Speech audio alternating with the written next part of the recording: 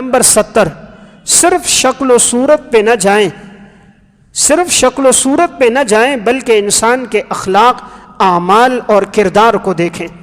ہمیں اس روایت سے معلوم ہوتا ہے، مسند احمد کی ایک روایت ہے، آپ صلی اللہ علیہ وسلم عبداللہ ابن مسعود رضی اللہ تعالیٰ عنہ آپ کے ساتھ تھے، ایک راستے سے گزر رہے تھے تو آپ نے ایک درخت دیکھا، وہاں پہ مسواک تھی، پیلو کا درخت تھا جس سے مسواک توڑ کے کی جاتی تھی۔ تو آپ نے حضرت عبداللہ ابن مسعود سے فرمایا کہ یہ درخت ہے، اس سے مسواک لے لی جائے۔ عبداللہ ابن مسعود رضی اللہ تعالیٰ عنہ اوپر چڑھے، تو جب یہ اوپر چڑھ کے مسواک توڑ رہے تھے تو یہ صحابی بڑے دبلے پتلے تھے، بڑے کمزور سے تھے، اور ان کی پنڈلیاں بھی بڑی کمزور پنڈلیاں تھیں۔ تو انہوں نے نیچے دھوتی باندھی ہوئی تھی، اس دور میں شلوار کا نظام تو تھا نہیں، تو نیچے دھوتی تھی، اوپر چادر ڈالتے تھے جیسے آج کل احرام میں ہوتا ہے۔ تو جب وہ اوپر سے شاخ توڑ رہے تھے تو ان کا یہ تہبند اوپر ہو گیا تھا اور نیچے پاؤں کی پنڈلیاں نظر آنے لگی۔ تو بعض جو ہم عمر ساتھی تھے، ہم عصر تھے، وہ مسکرانے لگ گئے، کہنے لگے عبداللہ کی پنڈلیاں تو دیکھو کتنی کمزور پنڈلیاں ہیں۔ آپ صلی اللہ علیہ وسلم نے یہ جملہ سنا تو آپ نے فرمایا لَرِجْلُ عَبْدِ اللَّهِ أَثْقَلُ فِي الْمِيزَانِ يَوْمَ الْقِيَامَةِ مِنْ أُحُدٍ، عبداللہ کی یہ پنڈلیاں قیامت کے دن احد پہاڑ سے زیادہ وزنی ہوں گی۔ تم اس کے ظاہر کو نہ دیکھو یہ کمزور ہیں، عبداللہ کے دل میں موجود ایمان کو دیکھو، عبداللہ کے دل میں موجود تقوی اور اللہ رسول کی محبت، اخلاص و للہیت، اس کو دیکھو، ظاہری جسم کو نہ دیکھو۔ گویا شریعت کا یہ پہلو ہمیں بتاتا ہے، ان اللہ لا ينظر الى صورکم واموالکم ولکن ينظر الى قلوبکم واعمالکم، اللہ تمہاری صورتوں کو نہیں دیکھتا، اللہ تمہارے مال کو نہیں دیکھتا، اللہ تمہارے دلوں کو دیکھتا ہے، اللہ تمہارے اعمال کو دیکھتا ہے۔ اگر اللہ کے ہاں صورت کا اعتبار ہوتا تو ابو لہب کو اللہ جہنمی نہ بناتا۔ ابو لہب ایسا خوبصورت تھا، لہب کہتے شعلے کو، اس کا چہرہ یوں خوبصورتی میں چمکتا تھا جیسے شعلہ چمکتا ہے، لیکن قرآن ابو لہب کے بارے میں کہتے ما اغنى عنہ مالہ وما کسب، نہ مال کام آیا، نہ اولاد کام آئی، نہ کمائی اس کو کام آئی، اس کے دونوں ہاتھ ٹوٹ جائیں۔ شکل کا اعتبار نہیں ہے، حضرت بلال حبشہ کے رہنے والے ہیں، شکل کے اعتبار سے بڑے سیافام ہیں، ان کے ہونٹ پھٹے ہوئے، ایڑیاں پھٹی ہوئی، جسم بالکل سیاہ، لیکن اللہ کے ہاں ایسا مقام کہ جناب رسول اللہ صلی اللہ علیہ وسلم فرماتے ہیں عبداللہ اے بلال، میں نے دیکھا ہے کہ میں تمہارے پاؤں کی آہٹ کو جنت میں اپنے سے آگے محسوس کرتا ہوں۔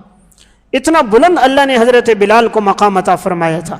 اس سے معلوم ہوا شکل و صورت نہیں ہے، اسلام میں اصل چیز انسان کے اعمال اور انسان کا کردار ہے۔ نمبر 71، دشمن پر قابو پا کر اسے معاف کر دیں۔ آپ صلی اللہ علیہ وسلم کی زندگی کا ایک وصف یہ بھی تھا، اگر آپ دشمن پر قابو بھی پا لیتے پھر بھی آپ معاف کر دیتے۔ البدایہ والنہایہ میں روایت ہے، آپ صلی اللہ علیہ وسلم جب فتح مکہ کے موقع پر تشریف لائے تو اس وقت ایک کافر تھا جس کا نام تھا صفوان بن امیہ، یہ قبیلے کا بڑا سردار تھا۔ چونکہ اس نے مسلمانوں کو بڑی تکلیفیں اور اذیتیں دی تھیں، اس لیے اس کو اندیشہ تھا کہ آج مسلمان مجھے نہیں چھوڑیں گے، مجھے قتل کر دیں گے۔ تو یہ صفوان بن امیہ بھاگتا بھاگتا مکہ سے نکل گیا، اس کا ارادہ تھا میں کسی اور ملک میں چلا جاؤں گا۔ تو وہاں ایک شخص موجود تھا جس نے آپ صلی اللہ علیہ وسلم کے عالی اخلاق کو دیکھا تھا، عمیر بن وہب اس کا نام تھا۔ وہ آپ صلی اللہ علیہ وسلم کے پاس گیا، یا رسول اللہ اگر آپ اس شخص کو امن عطا فرما دیں، اگر آپ اس کو معاف کر دیں، یہ قبیلے کا سردار ہے۔ آپ نے فرمایا جاؤ، میں نے اسے معاف کر دیا۔ اس نے کہا وہ میری بات پر اعتماد نہیں کرے گا کیونکہ اس نے مسلمانوں کو بڑی تکلیفیں پہنچائی ہیں، آپ کوئی علامت مجھے دے دیں۔ آپ صلی اللہ علیہ وسلم نے اپنا عمامہ اتار کر اسے دے دیا۔ آپ نے فرمایا کہ جاؤ یہ لے کر جاؤ، یہ علامت ہے، اسے بتا دینا کہ پیغمبر نے تمہیں امن دے دیا ہے، تم آؤ، تمہیں کچھ نہیں کہیں گے۔ صفوان بن امیہ کے پاس جب یہ پہنچے، آپ صلی اللہ علیہ وسلم کا عمامہ دکھایا تو وہ بڑے خوش ہو گئے کہ حضور مجھے معاف کر رہے ہیں۔ تو کہا ہاں حضور تمہیں معاف کریں گے۔ تو یہ جیسے آئے آپ صلی اللہ علیہ وسلم سے ملے، ایمان لے کر آئے، آپ صلی اللہ علیہ وسلم نے معاف کر دیا۔ تو دیکھیں آپ کی زندگی کا وصف تھا، دشمن پر قابو بھی پاتے تب بھی معاف کر دیتے۔ ہمارا تو بس نہیں چلتا، ورنہ دشمن ہاتھ میں آ جائے تو تکہ بوٹی ایک کر دیں۔ حالانکہ دشمن بھی کیا ہے، اس نے گالی دی ہوتی ہے یا صرف مال پہ قبضہ کیا ہوتا ہے، کسی موقع پہ تھپڑ مارا ہوتا ہے، ہم اسے نہیں چھوڑتے۔ آپ صلی اللہ علیہ وسلم نے ان لوگوں کو بھی معاف کیا جو آپ کے سگے چچا حضرت حمزہ کے قاتل تھے۔ آپ نے وحشی کو بھی معاف کیا، انہیں بھی معاف کیا جنہوں نے 13 سال ظلم و ستم کیا۔ یہ گویا امت کو ایک درس دینا تھا، عفو و درگزر زندگی میں لے کر آئیں۔ بخاری ہی کا واقعہ ہے، آپ صلی اللہ علیہ وسلم آرام فرما رہے ہیں، آپ کی تلوار لٹک رہی ہے اور ایک شخص آتا ہے، تلوار نکال کر کہتا ہے من یمنعک منی، کون آپ کو مجھ سے بچائے گا؟ آپ صلی اللہ علیہ وسلم صرف فرماتے ہیں اللہ۔ اس پہ ایسی ہیبت طاری ہو جاتی ہے، ایسا لرزہ طاری ہوتا ہے کہ اس کے ہاتھ سے تلوار گر جاتی ہے۔ آپ صلی اللہ علیہ وسلم تلوار لے لیتے ہیں، آپ فرماتے ہیں من یمنعک منی، اب تجھے کون مجھ سے بچائے گا؟ تو خاموش ہو جاتا ہے کہ اب تو اسے موت سامنے نظر آ رہی ہوتی ہے، لیکن آپ صلی اللہ علیہ وسلم دشمن پہ قابو پا کر بھی اسے معاف کر دیتے ہیں۔ تو یہ آپ کے عالی اخلاق تھے۔ گویا امت کے لیے اس میں درس یہ ہے کہ انسان جب بھی دشمن پہ قابو پائے اسے اللہ کی رضا کے لیے معاف کر دے۔ اس واقعے میں یہ بات بھی معلوم ہوئی آپ کا اللہ کی ذات پہ توکل کتنا تھا، اللہ پہ بھروسہ کتنا تھا۔ لفظ اللہ آپ نے بولا ہے، دوسرے کے جسم پہ پسینہ آ گیا، کافر پہ لرزہ طاری ہو گئی، تلوار ہاتھ سے گر گئی۔ اس لیے جب لفظ اللہ دل سے نکلتا ہے تو اثر کرتا ہے۔ آج ہم پڑھتے تو ہیں اللہ اکبر، نماز بھی پڑھ رہے ہیں، رکوع سجدہ بھی کر رہے ہیں، لیکن دل سے ادا نہیں ہوتا۔ دل سے تب ادا ہوتا ہے نا جب آنکھ اور دل موافق ہوتے ہیں۔ زبان سے جو نکلتا ہے وہ دل و دماغ پہ جب اثر کرتا ہے۔ آج ہم نماز میں کھڑے ہوتے ہیں، خیالات کوئی اور ہوتے ہیں۔ نماز میں کھڑے ہو کر دن بھر کے کاروبار کا حساب کر رہے ہوتے ہیں، کتنا کمایا، کتنا قرضہ دیا، کتنا لینا ہے۔ ہماری عبادتیں برائے نام ہیں، ہماری عبادت بطور عادت ہے، بطور عبادت نہیں۔ عبادت اور عادت الگ چیز ہے۔ ہم عبادت کرتے ہیں عادت کی وجہ سے کہ یار مسلمان ہے، داڑھی ہے، کرتا پہنا ہے، نماز نہ پڑھوں تو لوگ کیا کہیں گے، یہ تو عادتاً آ رہے ہیں۔ عبادت وہ ہے کہ جس میں توجہ صرف اللہ کی طرف ہو، اور وہ عبادت کیسی ہوتی ہے؟ تفسیر روح البیان میں یقیمون الصلاۃ کے ذیل میں انہوں نے واقعہ لکھا ایک بڑے اللہ والے گزرے ہیں، حضرت حاتم اصم رحمۃ اللہ علیہ۔ ان سے کسی نے پوچھا کہ آپ نماز کیسے پڑھتے ہو؟ انہوں نے فرمایا کہ میرے جب نماز کے لیے آتا ہوں بڑے اطمینان کے ساتھ اور بڑی تسلی کے ساتھ میں وضو کرتا ہوں، تاکہ مجھ سے کوئی فرض، کوئی سنت مجھ سے چھوٹنے نہ پائے۔ اطمینان سے وضو کر کے پھر میں دعا پڑھتا ہوں، اور پھر میں مصلی پر آتا ہوں۔ جب تک میرے جسم کے تمام اعضاء اپنی جگہ پہ نہ آ جائیں میں نماز شروع نہیں کرتا۔ ہم تو دوڑتے ہوئے آتے ہیں، پانی گر رہا ہوتا ہے، ایک آستین آدھی اوپر ہوتی ہے، دوسری نیچے ہوتی ہے، ٹوپی ٹیڑھی ہوتی ہے، بس رکعت نہ نکل جائے۔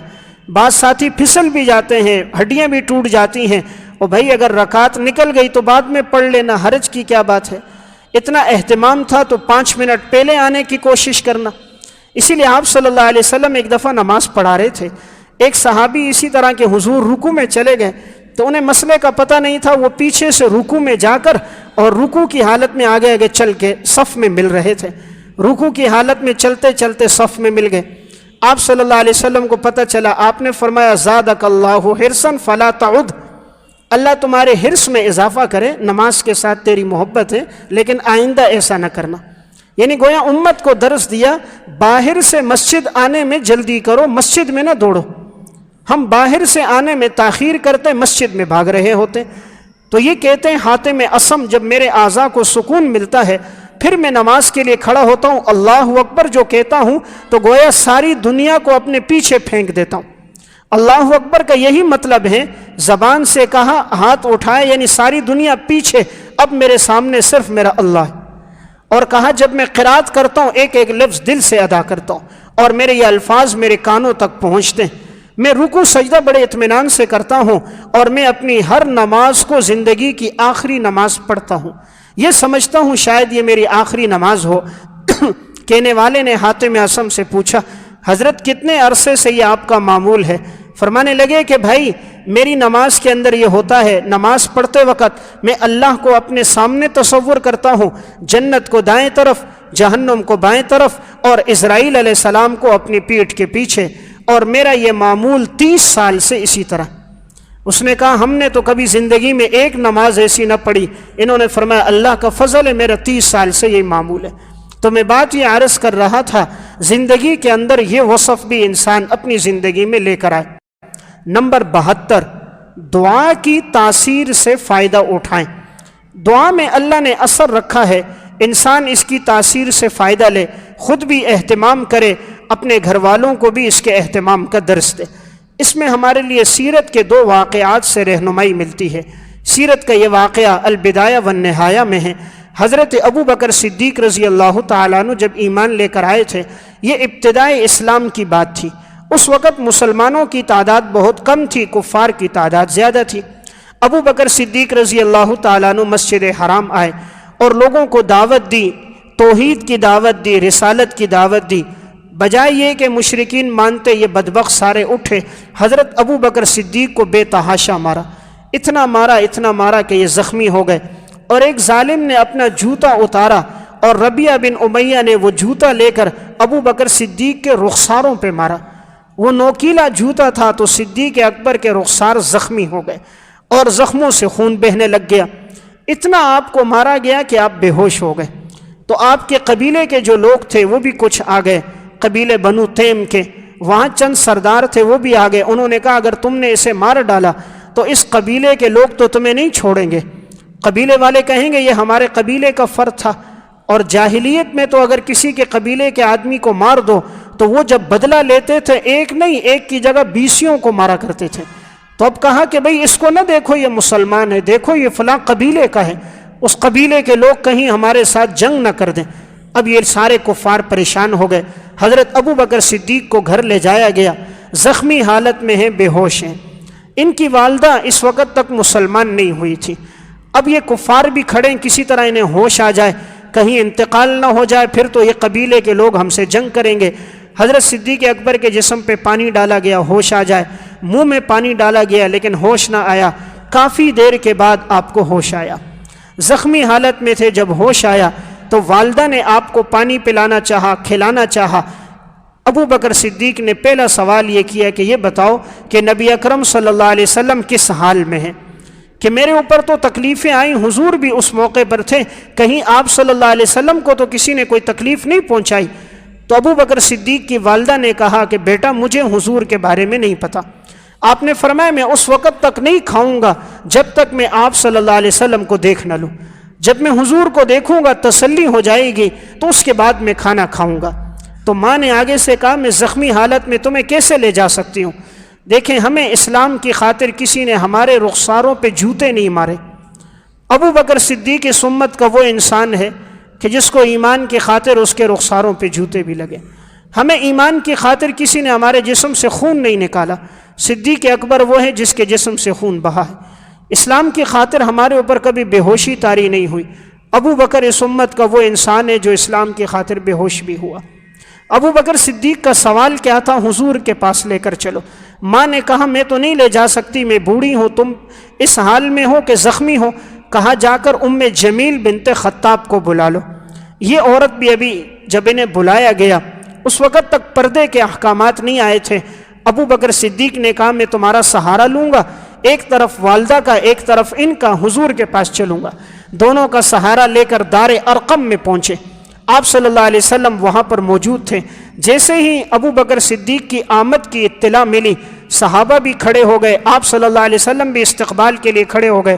آپ نے ابو بکر کو دیکھا تو بغلگیر ہو گئے. فرمایا ابو بکر تمہیں اسلام کے لیے بڑی تکلیفیں دی گئی. ابو بکر تمہیں اسلام کے لیے بڑی تکلیفیں دی گئی.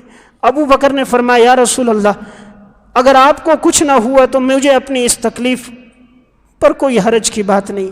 میں یہ چاہتا تھا آپ کی ذات کو کوئی تکلیف نہ پہنچے. آپ صلی اللہ علیہ وسلم اس موقع پر ابو بکر کے لیے دعائیں کرنے لگ گئے.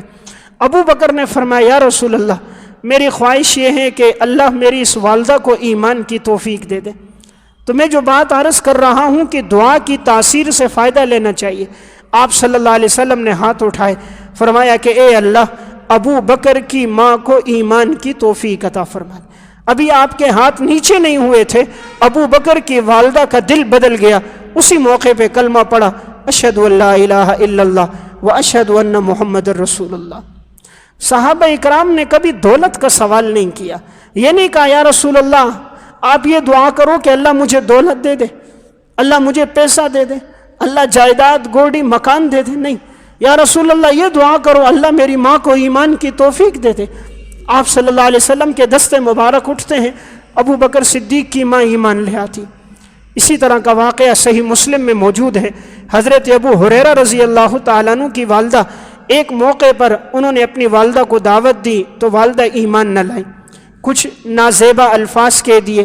ابو ہریرہ رضی اللہ تعالیٰ عنہ آپ صلی اللہ علیہ وسلم کے پاس آئے، یا رسول اللہ آپ دعا کرو اللہ میری ماں کو ایمان کی توفیق دے دے۔ آپ صلی اللہ علیہ وسلم نے ہاتھ اٹھائے اور دعا کر دی، اے اللہ ابو ہریرہ کی والدہ کو ہدایت عطا فرما۔ ابو ہریرہ کہتے میں دوڑتا ہوا گھر جا رہا تھا کہ گویا زبان حال سے کہہ رہے تھے حضور کی دعا پہلے پہنچتی ہے یا ابو ہریرہ پہلے گھر پہنچتا ہے؟ فرمایا جب گھر کے دروازے پر پہنچا تو اندر پانی گرنے کی آواز آ رہی تھی، میں سمجھ گیا کہ حضور کی دعا پہنچ چکی ہے۔ میں نے دستک دی تو اندر سے والدہ نے کہا بیٹا انتظار کرو میں غسل کر رہی ہوں۔ جب انہوں نے غسل کیے دروازہ کھولا، کہا بیٹا مجھے لے کر چلو، آپ صلی اللہ علیہ وسلم کی خدمت میں ایمان لے کر آتی ہوں۔ اسی موقع پر ابو ہریرہ کی والدہ مسلمان ہو گئے۔ تو میں بات عرض کر رہا تھا دعا کی تاثیر سے فائدہ لے، اس لیے انسان کوشش کرے دعا اپنے لیے بھی کرے، اور جب کسی بزرگوں کے ہاں جانا ہو ان سے بھی دعاؤں کی درخواست کرے، کسی یتیم بیوہ مسکین کے ساتھ تعاون کر کے ان سے بھی کہے کہ ہمارے لیے دعا کرو، بزرگوں کی خدمت کر کے ان سے بھی دعاؤں کا کہے، اللہ نے ان کی دعاؤں میں بڑی طاقت رکھی ہوتی ہے۔ اردو کی کتاب ہے دعاؤں کی قبولیت کے سنہرے واقعات۔ ایک عورت کا ایک بیٹا تھا، اسے بیماری لگی، یہ بیماری بڑھتی بڑھتی گئی یہاں تک کہ اس کی آنکھوں کی بینائی چلی گئی۔ یہ ماں دعا کرتی تھی کہ اے اللہ میرے بیٹے کی بینائی تو چلی گئی ہے، اے اللہ اس کی بصیرت چلی گئی لیکن تو اس کو دل کی بصارت عطا کر دے۔ آنکھوں کی بینائی چلی گئی ہے اس کی، لیکن اے اللہ تو اس کو دین کا فہم اور سمجھ اور قلب سلیم اور عقل سلیم اسے عطا فرما دے۔ ماں یہ دعا کرتی رہی، اللہ نے بیٹے کو پھر ایسا حافظہ عطا فرمایا، وہ بیٹا نابینا تھا، جب بھی کوئی بات سنتا تھا اسے یاد ہو جاتی تھی، کئی تفسیریں اسے زبانی یاد ہو گئی، قرآن کریم کا وہ حافظ بن گیا۔ پھر اللہ تعالیٰ نے اسے 4 بیٹے عطا فرمائے، وہ 4 کے 4 بھی حافظ بنے، وہ 4 بھی عالم بنے، اور اللہ نے ان سے دین کا بڑا کام لیا۔ تو دعاؤں میں اللہ نے بڑی طاقت رکھی ہے۔ گویا سیرت کا 72واں پہلو یہ ہے کہ دعا کی تاثیر سے ہم میں سے ہر ایک آدمی فائدہ لے۔